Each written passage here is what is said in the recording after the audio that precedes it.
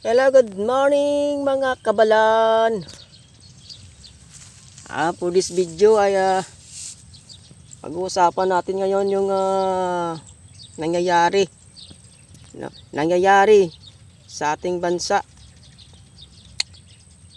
Ano na ba ang meron tayo na merong gobyerno tayo ngayon? Parang walang gobyerno tayong bansa natin higit sa lahat andyan sa kamara. Bakit? Anong nangyari sa inyo? Kapwa natin Pilipino, sinisiraan nyo mismo. Kasama nyo dyan sa Senado. Sinisiraan pa ninyo. Lang iya talaga kayo. Sa akin, papahayag lamang ito. Papahayag lamang ito sa nakita ko, hindi talaga maganda. Hindi talaga maganda ang bansa natin ngayon. Sa pamumuno ni Ferdinand Romualdez Marcos Bongbong Marcos Jr. Grabe. Naulit na naman ang nangyari kay Noynoy. Nangyari na naman.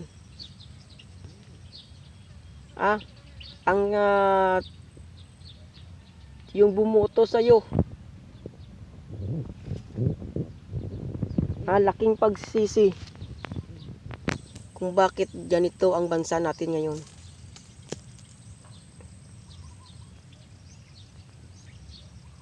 Meron pa. Isang kawani ng ating pinakamataas na posisyon ng ating gobyerno gustong pabagsakin. Ano nangyari sa atin? Wala na ba tayong hiya sa sarili natin? Na ang baluktot ay gusto pa natin baluktutin ng gusto. Bakit yung tama ay hindi natin papanigan? Kaya pinagtatawanan tayo. Pinagtatawanan tayo ng ibang lahi, ng mga kano, kasi ang dali natin mauto.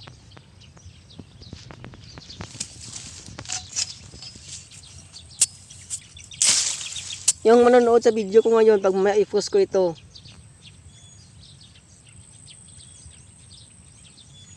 bahala na kung anong masasabi nyo sa akin. Ito talagang totoo Bulok yung gobyerno natin ngayon. Kaya ang sasabihin ko sa inyo, pag tumakbo si BP Sara, huwag na kayong magpatumpik-tumpik pa. Ibuboto na ninyo siya. Alam mo kung bakit? Tanging Duterte. Tanging Duterte admin lang nakabawas ng kasakiman sa iba't ibang ahensya ng ating gobyerno, sa iba't ibang agencies ng ating gobyerno. Diyan sa una, dun sa NAIA, laglag bala o tanim bala. Pangalawa dyan sa PNP natin.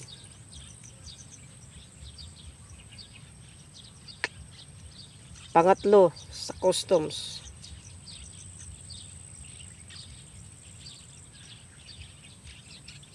Humina ang mga droga na pumapasok sa ating bansa. Panahon yan ng taong bastos ang sinasabi nila.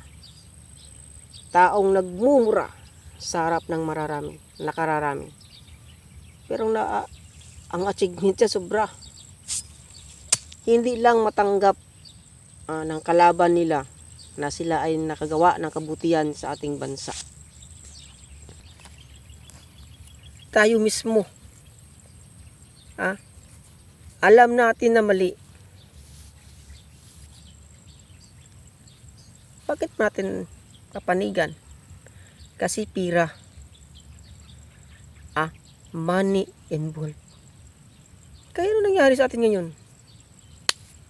Hindi lang sa national election, hindi lang sa pinakamataas na piso ng ating gobyerno, pati na rin sa baba.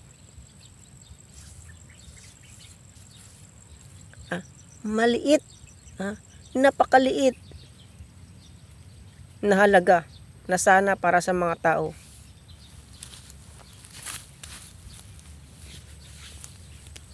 Kikimkiman pa ng taga-barangay. Ano taga-barangay? Pamilya nyo palagi nakakuha ng ng mga seeds dyan sa DE. Kapag ayuda, lahat ng pamilya mo adyan sa master list nakasulat. Kaya kawawa. Alam mo sinong kawawa? Hindi yung nakatanggap. Hindi yung nakatanggap ng ayuda, kundi kawawa mismo na alam nila na wala sila pero nakasulat. Yun yung totoong kawawa.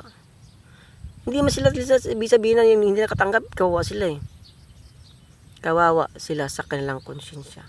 Kung mayroon pa silang konsyensya, lalong lalo na yung mga chairman, barangay chairman, tandaan mo, titiklop din ang palayok sa bahay mo pagdating ng panahon.